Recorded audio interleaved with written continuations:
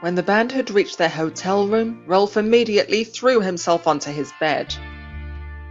He was lying on his side with his back facing Axel and Lonnie, while they exchanged a sullen expression.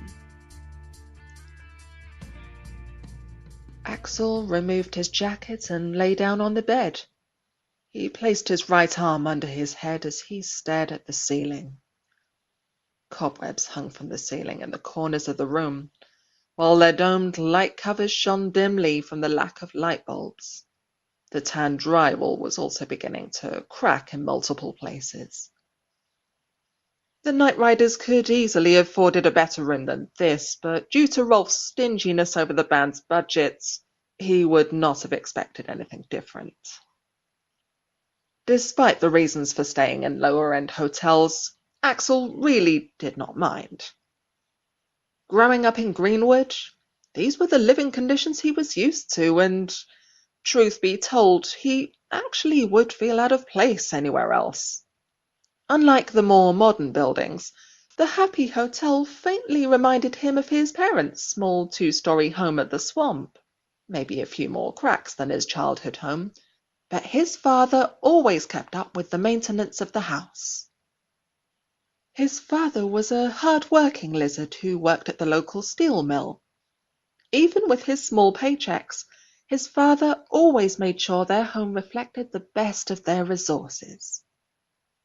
His mother always kept the house clean and livable with 3 rambunctious children under her roof, and in their luscious garden.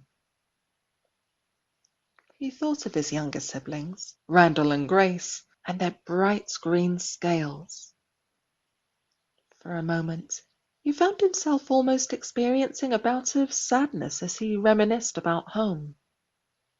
His new lifestyle enabled him to see the world, which almost made him miss home more.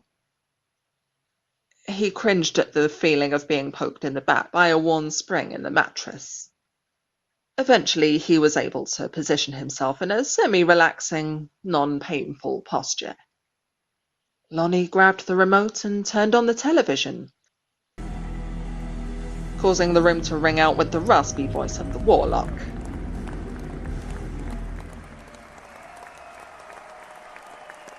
Next, we have a very special treat for all of my fellow warlocks. It's a pretty, pretty little lullaby I penned to make you sick to your stomach. Again, the audience roared with excitement and shouted in glee. Not in the mood for that stupid warlock concert, Axel grumbled.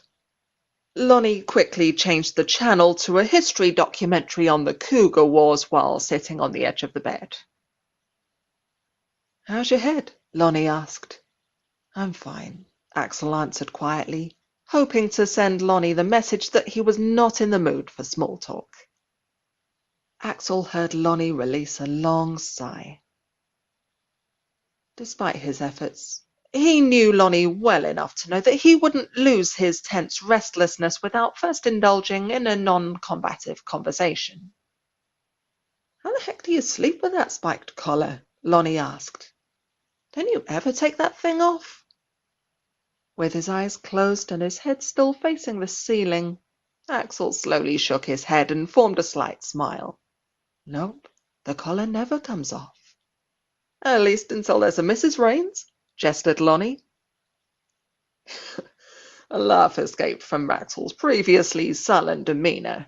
He grinned at Lonnie, once again revealing his appreciation for his refreshing, easy-going personality.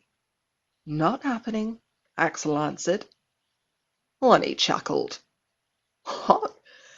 Do you really expect me to believe that no female lizard has ever caught your eye? They have. Axel returned his gaze to the ceiling. Being on the road just doesn't leave any room for those kinds of relationships, unfortunately. His mind returned to one lizard girl named Sally he met briefly during a Nightriders show at the beginning of their tour.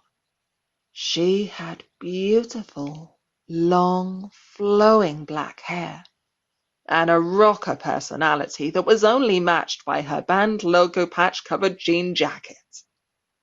If he wasn't going to be touring with the band for the next 8 months, he definitely would have pursued a relationship. I hear you, man, Lonnie replied. But there's more to life than just performing and writing music. Axel nodded. There is. I guess it's kind of hypocritical of us rock stars to always be promoting true love over materialism when we don't slow down to actually live it for ourselves. Maybe someday we can change that, Lonnie answered. I remember on our first tour as the Nightriders, I was signing autographs for one of our shows when this most lovely lioness approached me and